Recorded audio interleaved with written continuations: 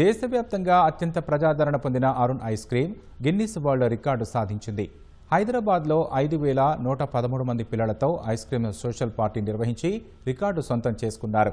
గతంలో ఇటలీలోని సాలెర్నోలో 962 మందితో సాధించిన రికార్డును అరుణ్ ఐస్ క్రీమ్స్ బద్దలు కొట్టిందని గిన్నిస్ ప్రతినిధులు తెలిపారు.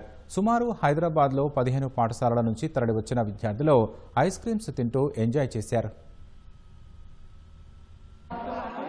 Okay, so today here in Hyderabad, a new Guinness World Record title has been achieved.